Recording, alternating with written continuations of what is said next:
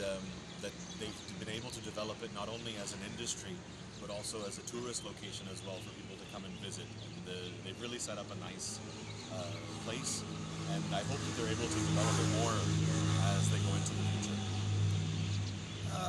जी बिस्मिल्लाहिर्रहमानिर्रहीम। मैं सबसे पहले तो खुशामदीद कहता हूँ हमारे दोस्त डॉक्टर ब्रायन राइट को।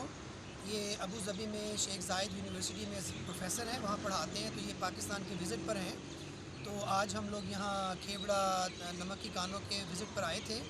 तो हमें बड़ी खुशी हुई ये देख के कि पाकिस्तान में जो है वो सियाहत को फ़रोग़ दिया जा रहा है, और यहाँ पर जो इस किस्म का काम किया जा रहा है कि जो कि आलमी सतह पर अगर आप दुनिया की दूसरी कानों को देखें तो उस सतह पर ये इसको बहुत ही खूबसूरत तरीके से अंदर से बनाया गया है। हमें बड़ी खुशी हुई जब हमने देखा कि वहाँ पर जो ख़ास कर जो गहरे तालाब और उसके अंदर पानी की जो शफ़ाफ़ियत और इसी तरह जो कानों की को जिस अंदाज़ में आने वाले मेहमानों के लिए वहाँ पे तामीरात अंदर की गई हैं, वो असल में एक दुनिया में एक बहुत ही ज़बरदस्त चीज़ है और पाकिस्तान की एक बहुत अच्छी तस्वीर पेश करती है।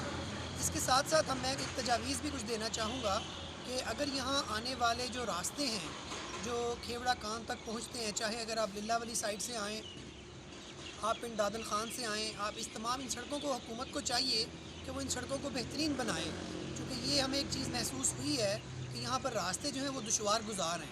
अगर ये चीज़ें कुछ बेहतर हो जाएँ और कुछ जो है वहाँ पर आने वाले जो सयाह हैं उनकी रहनुमाई के लिए अगर वहाँ पर गाइड्स मौजूद हों जो उन्हें मुकम्मल तौर पर मालूमात फ़राहम करें और हर चीज़ का अंदर बताएँ कि ये यहाँ पर क्या है, इसकी तारीख़ क्या है और ये कितने अरसे से ये माइन चल रही है, तो ये बहुत अच्छा होगा और इंशाअल्लाह ताला पाकिस्तान के लिए भी बहुत अच्छा होगा। बहुत शुक्रिया।